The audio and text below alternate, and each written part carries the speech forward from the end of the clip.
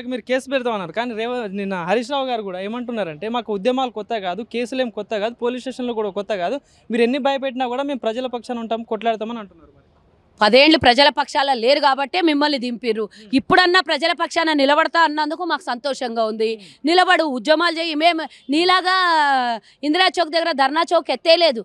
మేము ధర్నా చౌక్ దగ్గర ఫ్రీ ఇచ్చినాం, ఫ్రీ హ్యాండ్ ఇచ్చినాం. ఎవరన్నా పోయి ఉద్యమం చేసుకోవచ్చు, వాళ్ళ పోరాటాలు చేసుకోవచ్చు, హక్కుల కోసం కొట్లాడొచ్చు అన్నాం. మీకు కూడా మీరు కొట్లాడండి. న్యాయమైన హక్కు ఉంటే డెఫినెట్గా ప్రభుత్వం కన్సిడర్ చేస్తుంది, తెలంగాణ కాంగ్రెస్ ప్రభుత్వం కన్సిడర్ చేస్తుంది. మీకు కొట్లాడమంటున్నాము, ప్రజల పక్షాన మాట్లాడమంటున్నాము. మేము గళం ఇప్పడానికి, మీరు మాట్లాడడానికి స్వేచ్ఛనిచ్చినాము అని చెప్తున్నాము. మీలాగా నోట్లకు తాళాలు వేసేసి, ఇంటి దగ్గర తాళాలు వేసేసి, మమ్మల్ని రూమ్లలో పెట్టేసి, లేదంటే పోలీస్ స్టేషన్లలో పెట్టి బంద్ చేసే వ్యవహారం కాంగ్రెస్ చేయదు. అప్పుడు కూడా స్వేచ్ఛనిచ్చింది, ఇప్పుడు కూడా స్వేచ్ఛనిస్తుంది. మధ్యలో వచ్చిన 10 ఏళ్లే తెలంగాణ ప్రజలు స్వేచ్ఛా వాయులు పీల్చుకోలేకుండా బందీలై గడిలల్లా నువ్వు ఉండి మమ్మల్ని ఇండ్లల్లో బందీల్ని చేసినావు. ఆ స్వేచ్ఛ పోగొట్టే పరిస్థితి కాంగ్రెస్ చెయ్యదు. మీకు కూడా స్వేచ్ఛ ఇస్తున్నాం, ప్రజలతో పాటు ప్రతిపక్షంలో ఉన్న బీఆర్ఎస్లకు కూడా స్వేచ్ఛ ఇస్తున్నాం. మేము తప్పు చేస్తే డెఫినెట్గా నిలది అడుగు హక్కు మీకు ఇస్తున్నాము.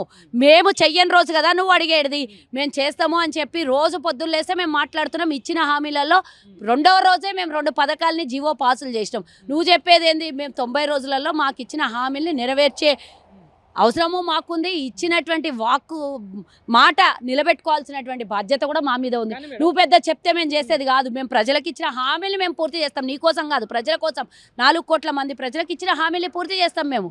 కానీ మేడం, ఏదైతే డిసెంబర్ 9న కాంగ్రెస్ పార్టీ అధికారంలోకి రాగానే ప్రచారంలో చెప్పినట్టు 2 లక్షల మాఫీ చేస్తాం, 1500 రైతు బంధు ఇస్తాం, 4000 పింఛన్, 15,000 రైతు బంధు ఇస్తాం, 4,000 పెన్షన్ ఇస్తాం, రైతులకు చెప్పిన హామీలు ఏమైనా ఇప్పటిదాకా ఎందుకు వేస్తలేరని చెప్పేసి పదే విమర్శిస్తున్నారు.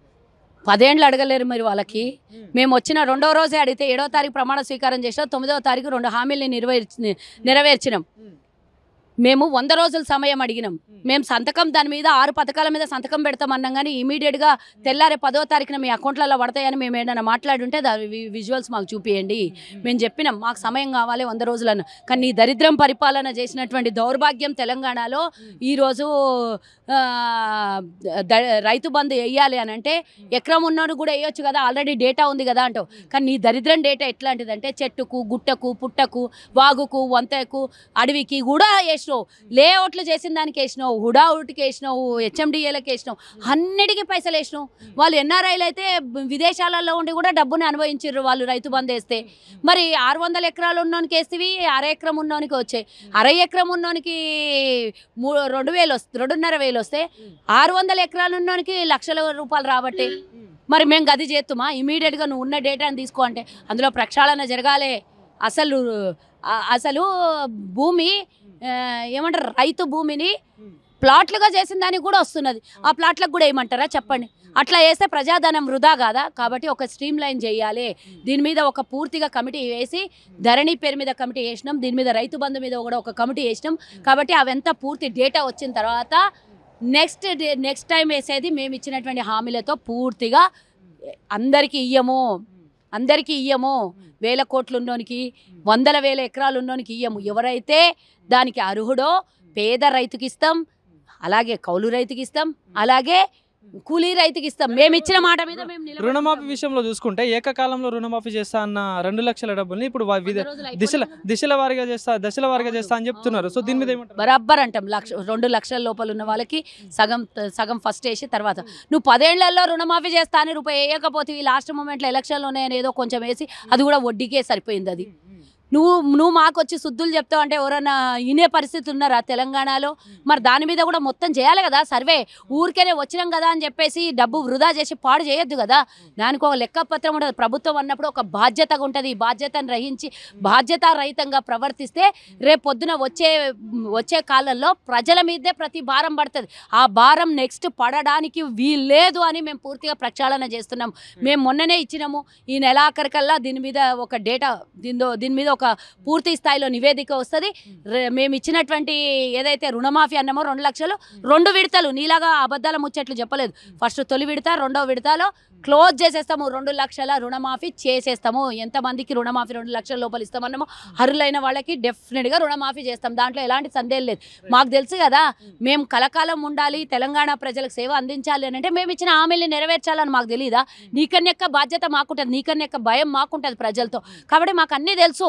నువ్వు చెప్తే మేము వినే స్థితిలో లేము. ఈరోజు మేము నేర్చుకొని వచ్చిన వాళ్ళం అధికారంలోకి. నువ్వు ఇమీడియట్గా వచ్చినావు, ఇన్స్టెంట్ ఫ్రూట్ తిన్నావు నువ్వు తెలంగాణకు వచ్చి. మేమేమో తెలంగాణ భారతదేశం స్వతంత్రం కోసం కొట్లాడినాం, స్వతంత్రం తెచ్చినాం. 138 ఏళ్ల చరిత్ర ఉంది. మా దాంట్లో ఆవగిందెత్తు కోసంతా కూడా నీది లేదు. మా అనుభవం అంతా మా దగ్గర నేర్చుకొని పోయి పాఠాలు మాకే నేర్పిస్తా అంటే ఎట్లా? ఒక టీచర్కి స్టూడెంట్ వచ్చి పాఠాలు నేర్పిస్తా అన్నట్టే ఉంది ఇది. ఇవన్నీ కథలు కాదు, ఇవన్నీ కథలు బంద్ చేయండి. ఇవన్నీ చాలా మాట్లాడినరు. 100 రోజులు సమయం ఉంది. డిసెంబర్ 9 నుంచి జనవరి 9 వరకు ఓ నెల, జనవరి 9 నుంచి ఫిబ్రవరి 9 వరకు 2వ నెల, ఫిబ్రవరి 9 నుంచి మార్చి 9 వరకు 3 నెలలు. తర్వాత మేము చేయకపోతే కదా నువ్వు మాట్లాడేది. మాకు అన్నీ తెలుసు, ఎప్పుడు ఏం చేయాలో అన్నీ తెలుసు. మేము ఇచ్చిన మాటలు నిలబెట్టుకుంటాం. నువ్వేం వరి కావద్దు. అందులో నీకు సంబంధించిన వాళ్ళు కూడా ఒట్టి కాంగ్రెస్ వాళ్ళు తెలంగాణ ప్రజలు కాదు, బీఆర్ఎస్ వాళ్ళు కూడా లబ్ధిదారులు ఉంటే అందరికీ సమాన స్థానంలో మేము లబ్ధి ఇస్తాం. దాంట్లో ఎలాంటి వరి లేదు.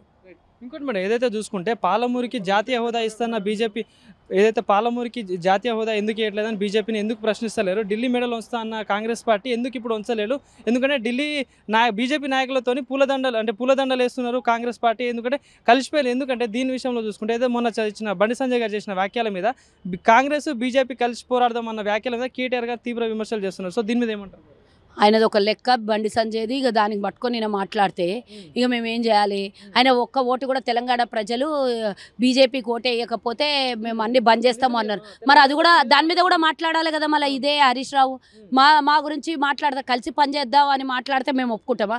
దేశంలో కొట్లాడుతున్నదే బీజేపీతోని. ఒక్క రాష్ట్రంలో వాళ్ళ 4 సీట్లు ఉన్నాయి, అవి కూడా ఉంటాయో ఉడతాయో తెలియదు. 4 సీట్ల కోసం వాళ్ళతో కలిసిపోయే అవకాశం ఉంటుందా? కేంద్రంలో వాళ్ళని దింపాలని మేము పోరాటం చేస్తున్నాము. దేశంలో వాళ్ళు దోసుకుంటారు, రాష్ట్రంలో మీరు గల్లీ మే కథం, ఢిల్లీ మే కథం. ఇద్దరు కలిసి దేశ ప్రజల సొమ్ముని అప్పడంగా మింగేసిరు. మిమ్మల్ని ఇంకా ఉంచాలనా? గల్లీలో కాకుండా ఢిల్లీలోకి వచ్చేది బీజేపీ అని అంటున్నారు కదా. మరి ఎవరిది వాళ్ళు డబ్బా కొట్టుకుంటారు. డబ్బా కొట్టుకుంటే ఏమవుతుంది? నా డబ్బా నేనే కొట్టుకుంటారా అన్నట్లా ఉన్నది. అది వాళ్ళు కొట్లాడతారు. ఈరోజు కాంగ్రెస్ పార్టీకి ఇండియా కూటమి ఉన్నది. ఆ ఇండియా కూటమిలో వివిధ ప్రాంతీయ పార్టీలు ఉన్నాయి. ఆ ప్రాంతీయ పార్టీలు కాంగ్రెస్ పార్టీ కలిపి రేపు పొద్దున అధికారంలోకి రాబోతున్నది. అది 100% రాసి పెట్టుకోండి. డెఫినెట్గా ఇదే జరుగుతుంది. 10 ఏళ్ళు మీకు అవకాశం ఇస్తే 115 లక్షల కోట్ల రూపాయలు మీరు అప్పు చేసారు. ఇంకా మీకు మళ్ళీ ఒకసారి దేశాన్ని అప్పచెప్తే, ఇప్పుడు 10 ఏళ్ళు కొంచెమే చేసారు, ఇంకో 10 ఏళ్లలో దీనికి 300 ఎక్కువ చేస్తారు, 300 వంతు ఎక్కువ చేసేస్తారు. అప్పుడు మనం అమ్ముకోవడానికి ఏం ఉండదు. శ్రీలంకనో లేకపోతే పాకిస్తానో లాగా దేశం అమ్ముడు పోయే పరిస్థితికి వస్తుంది. ఆ పరిస్థితి తేకుండా ఉండాలి అని అంటే బీజేపీని దింపాలి, కాంగ్రెస్ రావాలి. Thank you madam.